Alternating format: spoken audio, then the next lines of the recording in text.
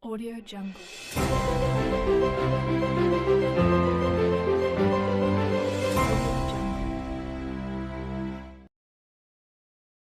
Assalamualaikum warahmatullahi wabarakatuh.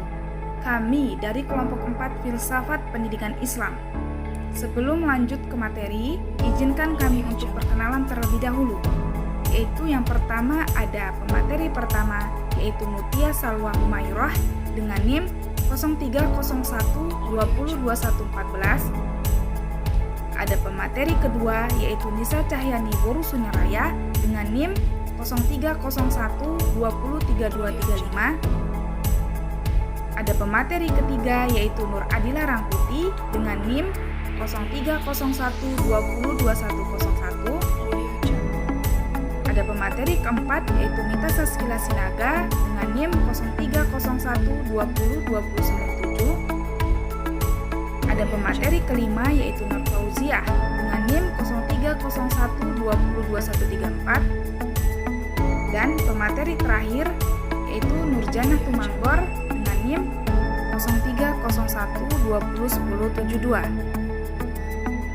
Kami dari kelompok 4 akan membahas materi yang berjudul unsur peserta didik dalam perspektif pendidikan Islam.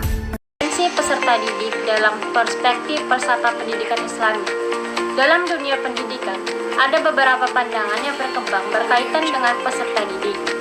Ada yang mendefinisikan peserta didik sebagai manusia belum dewasa, dan karenanya ia membutuhkan pengajaran, pelatihan, dan bimbingan dari orang dewasa atau pendidik untuk mengajarkannya menuju pada kawasan. Ada pula yang berpendapat bahwa peserta didik adalah manusia yang memiliki fitrah atau potensi untuk mengembangkan diri. Peserta didik dalam perspektif Islami. Dalam perspektif filsafat pendidikan Islami, semua makhluk pada dasarnya adalah peserta didik. Sebab dalam Islam, sebagai murabbi, mu'alim atau mu'addib, Allah Subhanahu wa Ta'ala pada hakikatnya adalah pendidik bagi seluruh makhluk ciptaannya. Dalam perspektif falsafah pendidikan Islami, peserta didik adalah seluruh al-insan, al-bashar, atau Bani Adam yang sedang berada dalam proses perkembangan menuju kepada kesempurnaan atau suatu kondisi yang dipandang sempurna atau al-insan al-kamil. Dalam tradisi pendidikan Islam, ada beberapa ungkapan populer yang digunakan untuk menyebut peserta didik, di antaranya murid, talib, al-ilm atau jamaknya al-tulab, dan tilmiz atau jamaknya talamiz. Tugas dan tanggung jawab peserta didik. Tujuan dari setiap proses pembelajaran adalah mentaklim, mentarbiyah, mentakdikkan al-ilmi ke dalam diri para peserta didik. Al-ilmi yang akan ditaklim, ditarbiyah, dan ditakdikkan tersebut adalah al-haq, yaitu semua kebenaran yang datang dan bersumber hanya dari Allah Subhanahu wa Ta'ala, baik yang didatangkannya melalui Rasul dan Nabi, maupun yang dihamparkannya seluruh ke alam semesta, termasuk diri kita sendiri.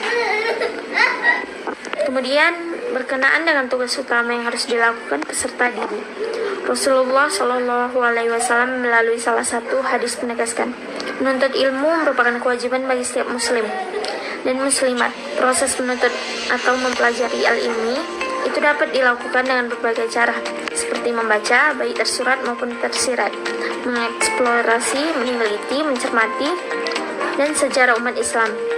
Kemudian bisa dengan berdialog dan berdiskusi, memetik ibrah atau hikmah, melatih atau membiasakan diri, dan masih banyak lagi aktivitas belajar lainnya yang harus dilakukan setiap peserta didik. Seluruh aktivitas pembelajaran sebagaimana dipaparkan di atas wajib ditempuh harus dilakukan peserta didik dalam proses belajar atau menuntut al-ilmu. Karenanya peserta didik tidak boleh mencukupkan aktivitas belajarnya pada satu aktivitas saja. Kemudian mampu diberdayakan dalam rangka aktualisasi diri sebagai makhluk yang bersyahadah kepada Allah Subhanahu wa Ta'ala, beribadah secara tulus, ikhlas hanya kepadanya, dan menjadi khalifah atau pemimpin dan pemakmur di kehidupan bumi. Dalam perspektif falsafah pendidikan Islam, tanggung jawab utama peserta didik adalah memelihara agar semua potensi yang dianugerahkan Allah Subhanahu wa Ta'ala kepadanya untuk diberdayakan sebagaimana mestinya. Untuk itu, perlu adanya upaya pemeliharaan dan perawatan secara sungguh-sungguh semua potensi yang bisa digunakan untuk belajar atau menuntut ilmu pengetahuan. Adapun menurut Atiyah Al-Basiyah mengumumkakan bahwa kewajiban-kewajiban yang harus senantiasa dilakukan peserta didik adalah: 1. Sebelum memulai aktivitas pembelajaran, peserta didik harus terlebih dahulu membersihkan hatinya dari sifat-sifat yang buruk, karena belajar mengajar itu merupakan ibadah dan ibadah harus dilakukan dengan hati yang bersih. Kedua, peserta didik harus dengan maksud mengisi jiwanya dengan berbagai keutamaan untuk mendekatkan diri kepada Allah. Ketiga, bersedia mencari ilmu di berbagai tempat yang jauh, sekalipun meskipun harus meninggalkan keluarga dan tanah air. Keempat, tidak terlalu sering menukar guru dan hendaklah berpikir panjang sebelum menukar guru.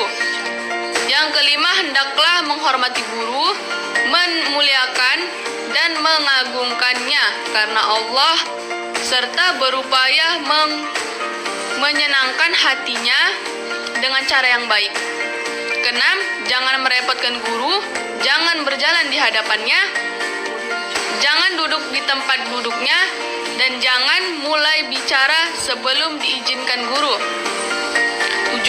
Jangan membukakan rahasia kepada guru dan meminta guru membukakan rahasia, dan jangan pula menipunya.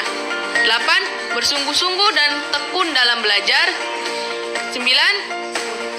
Saling bersaudara dan mencintai antara sesama peserta didik. Ke-10, peserta didik harus bersedia terlebih dahulu memberi salam kepada guru dan mengurangi percakapan di hadapan gurunya.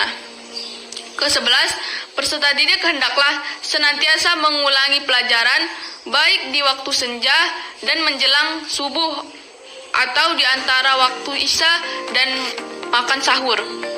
Ke-12, bertekad untuk belajar seumur hidup. Sifat-sifat yang harus dimiliki oleh peserta didik. Sesuai dengan karakter dasarnya, dalam Islam, ilmu itu datang dari al-haq, dan karenanya ia merupakan al-nur atau cahaya kebenaran yang akan menerangi kehidupan para pencarinya. Sebagai al-haq atau yang maha besar, yang maha benar, Allah Subhanahu wa Ta'ala maha suci dan kesuciannya hanya bisa dihampiri yang suci pula.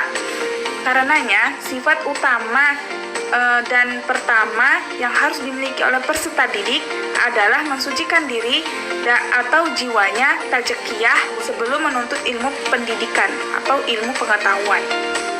Dari sisi jasmani, setiap peserta didik harus mampu mentazkiyah tubuhnya dari kotoran, najis, makanan dan minuman yang haram, serta dosa-dosa fisik lainnya.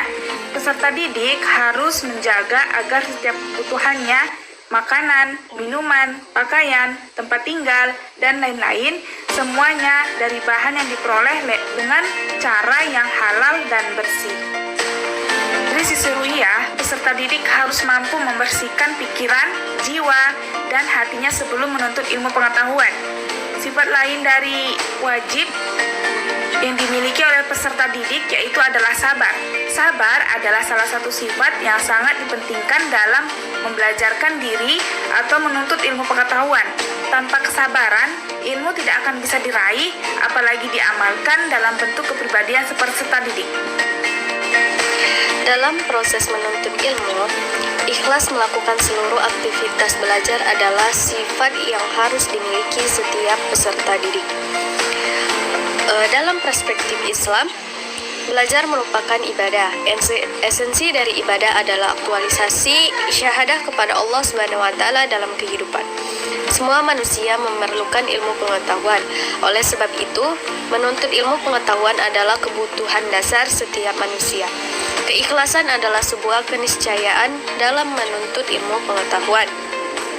Menghiasi diri dengan akhlak terpuji dan senantiasa berupaya menampilkan nilai-nilai praktis dari setiap ilmu yang dipelajari dalam kehidupan keseharian merupakan sifat yang penting lainnya yang harus dimiliki setiap peserta didik.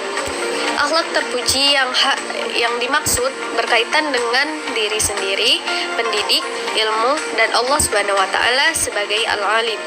Di antara akhlak terpuji yang berkaitan dengan pendidik, maka setiap peserta didik wajib memiliki etika akademik terhadap gurunya. Dalam konteks ilmu, di antara alat terpuji yang paling utama harus dimiliki oleh setiap peserta didik dengan mengidentifikasi nilai-nilai praktis dari setiap ilmu pengetahuan yang dipelajarinya, yang kemudian akan diterapkan dalam kehidupan keseharian. Dalam konteks ini, berpikir, bertindak, dan berperilaku sesuai dengan nilai-nilai ilmu pengetahuan yang dipelajarinya merupakan wujud nyata akhlak peserta didik terhadap ilmu pengetahuan. Sifat-sifat akhlak terpuji yang harus dimiliki oleh setiap penuntut ilmu pengetahuan diantaranya, yang pertama, mentauhidkan Allah Subhanahu wa taala dalam arti mengakui dan meyakini bahwa semua ilmu pengetahuan bersumber darinya. Yang kedua, menyiapkan dan mensucikan diri, baik diri jasmani maupun rohani, untuk kemudian ditaklim, ditarbiyah, dan ditakdib oleh Allah Subhanahu wa taala. Yang ketiga, peserta didik harus senantiasa mengharapkan keridhaan Allah Subhanahu wa taala dalam aktivitasnya menuntut ilmu. Yang keempat, peserta didik harus senantiasa berdoa kepada Allah Subhanahu wa taala agar ke dalam dirinya senantiasa ditambahkan ilmu pengetahuan.